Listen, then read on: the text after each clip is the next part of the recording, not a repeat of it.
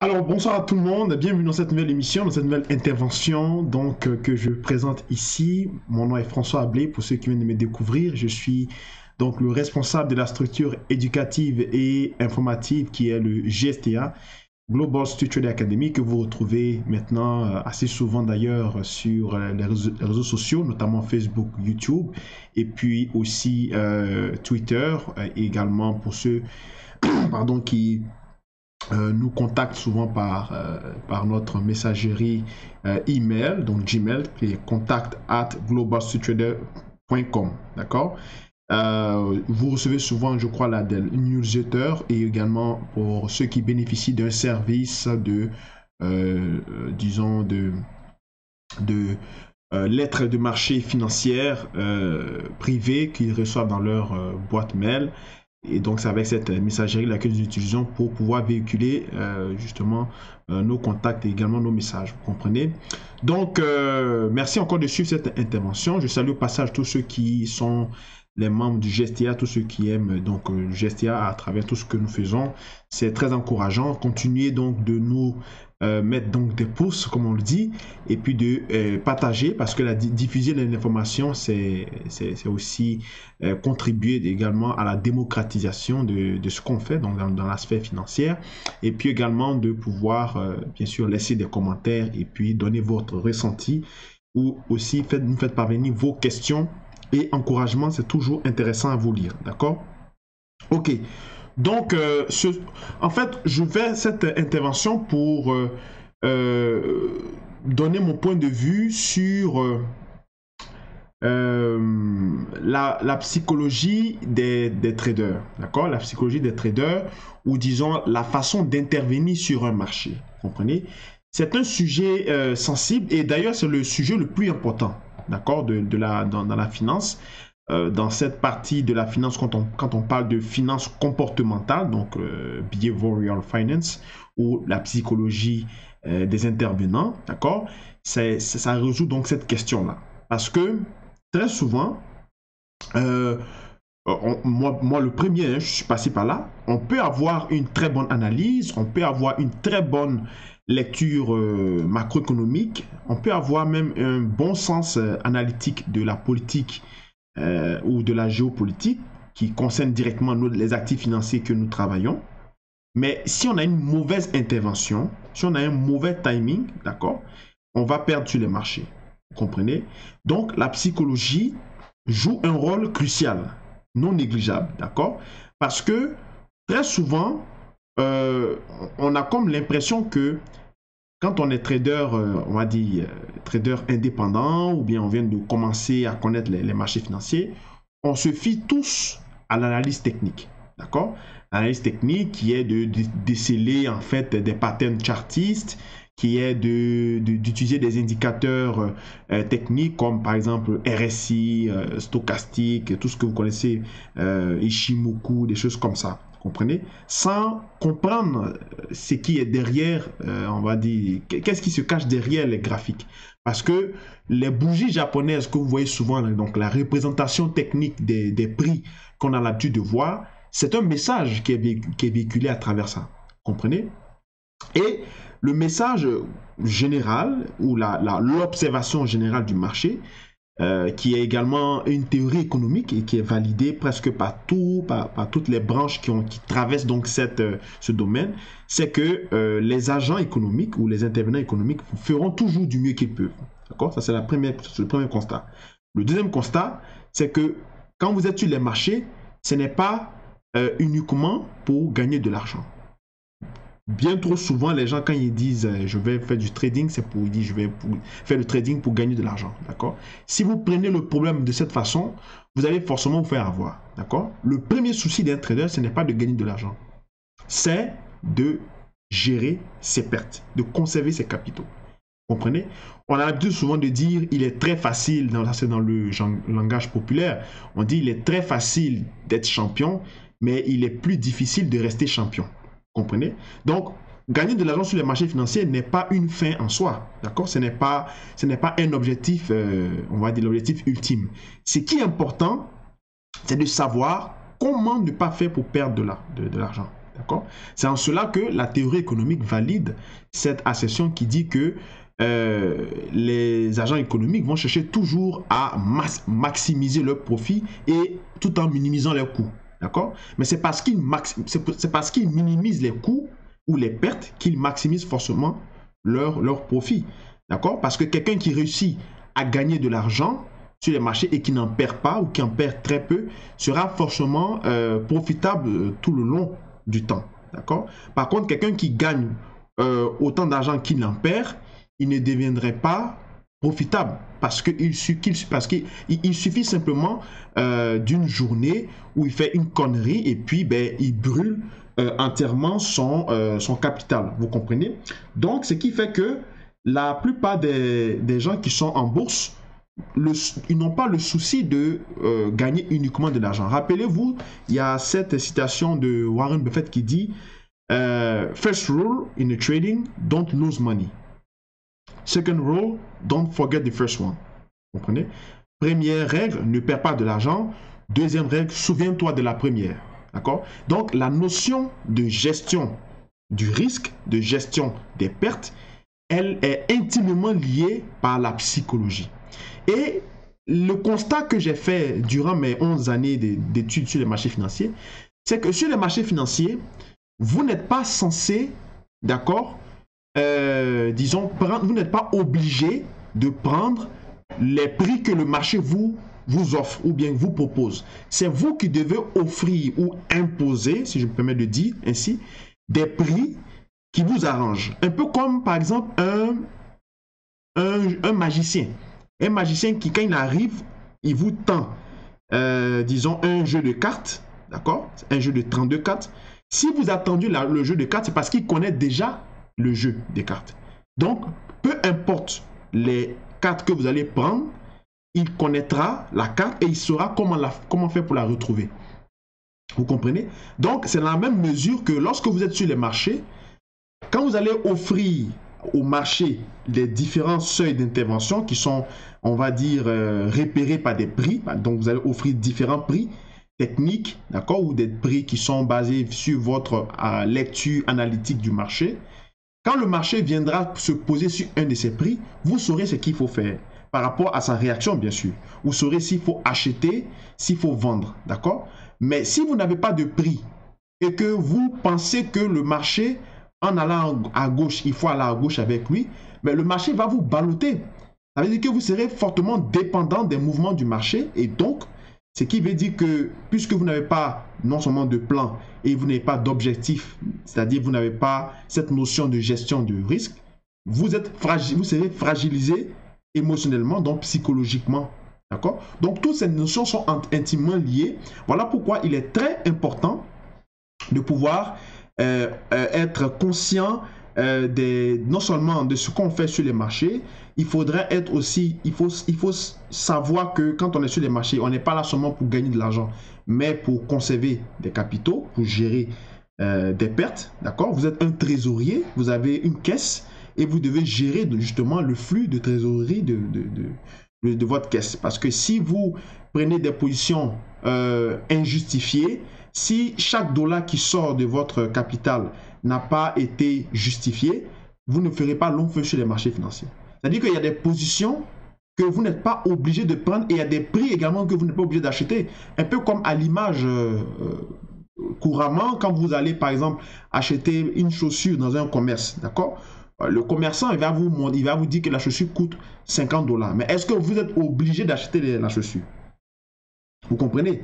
Vous n'êtes pas obligé d'acheter la chaussure. Même si vous avez les 50 $ sur vous, vous n'êtes pas obligé d'acheter la chaussure à 50 $.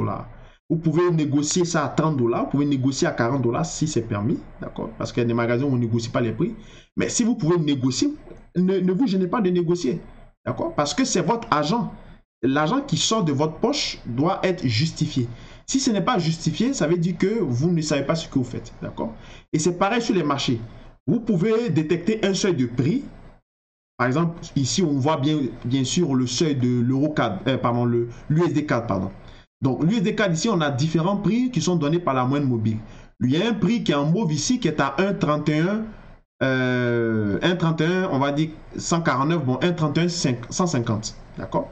Si le marché arrive ici aux alentours de 1,31, 150, je ne suis pas obligé d'acheter ça à 1,31, 150, je peux acheter ça à 1,30. D'accord?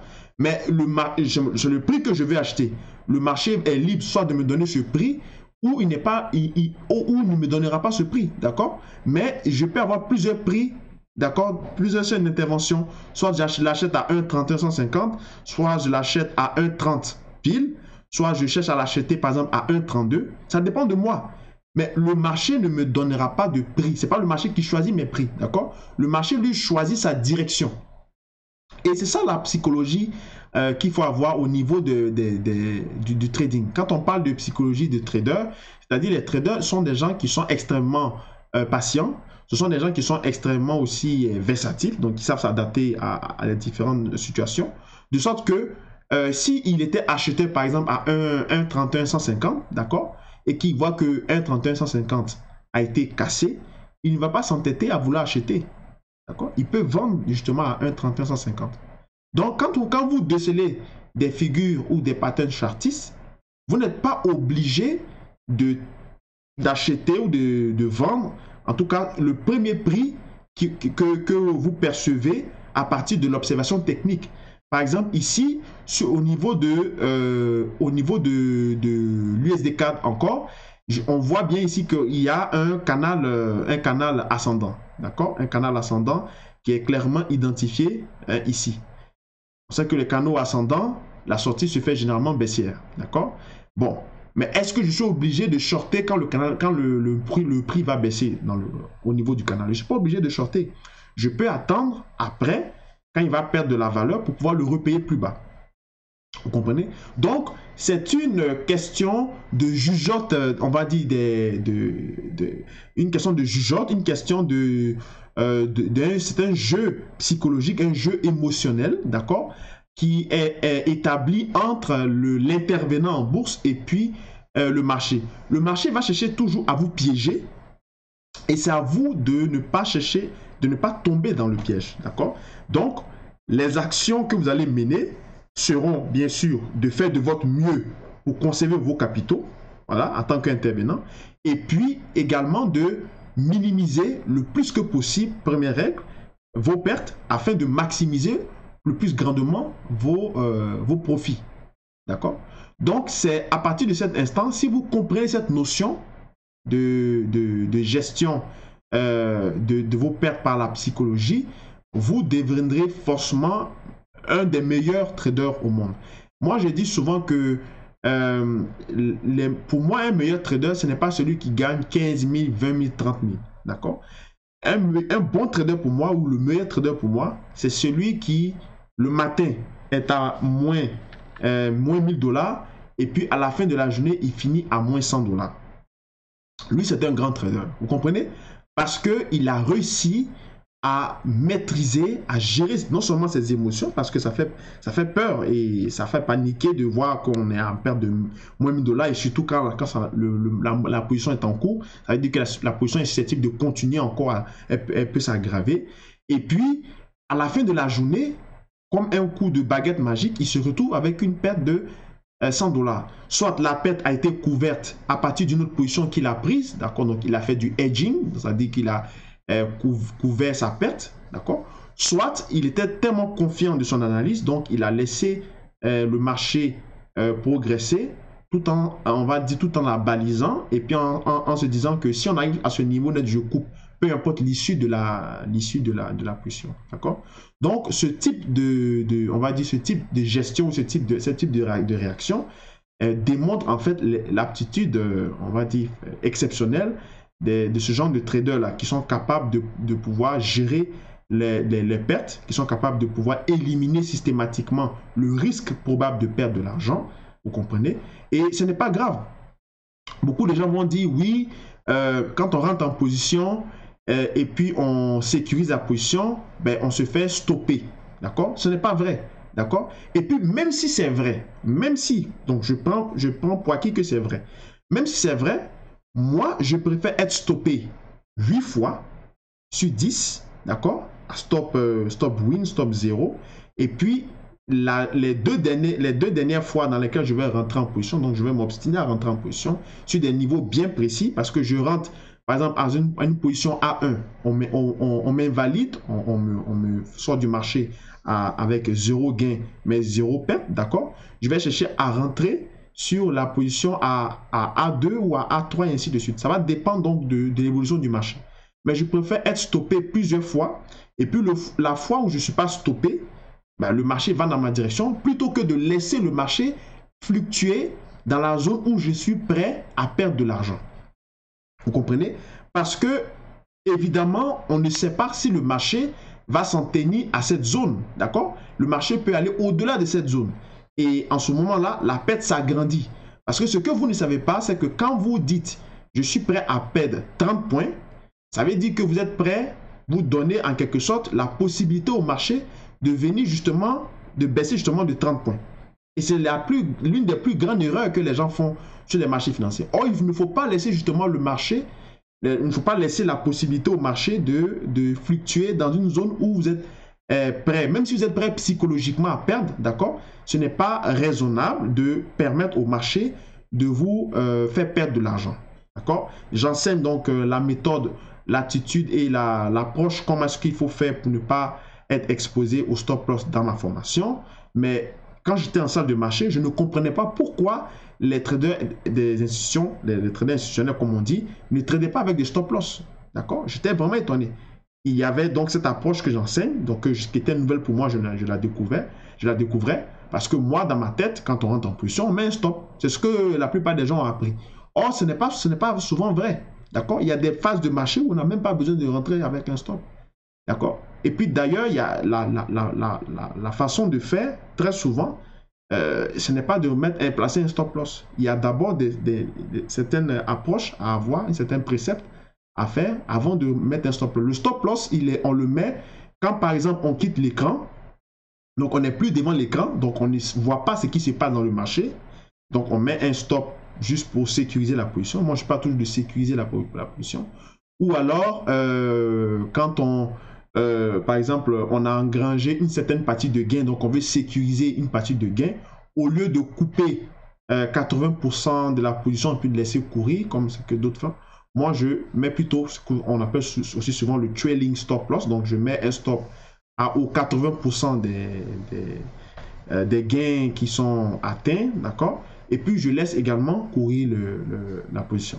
Ça permet de maximiser le profit. Mais si le marché se retourne brusquement, il te sort avec 80 points de gain. Plutôt que de diminuer la taille de la position en encaissant 80% des gains. Parce que quand on encaisse 80% des gains, on diminue la taille de la position.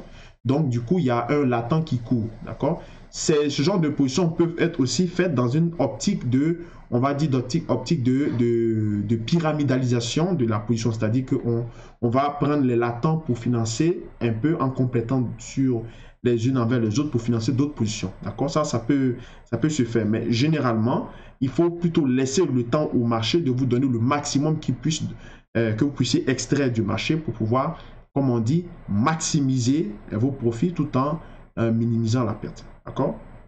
Donc, c'est ce que j'avais à vous dire sur au niveau de la psychologie dans la différente par rapport aux interventions du marché financier. Si vous avez aimé, bien sûr, n'hésitez pas à le faire savoir.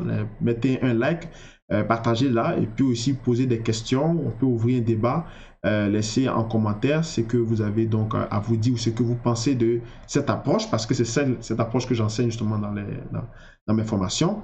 Et puis n'hésitez pas donc à visiter notre site internet qui est le www.globalstreettrader.com. Merci encore d'avoir suivi cette petite intervention. On se retrouve donc plus tard pour d'autres émissions. Allez, passez un bon week-end. Au revoir.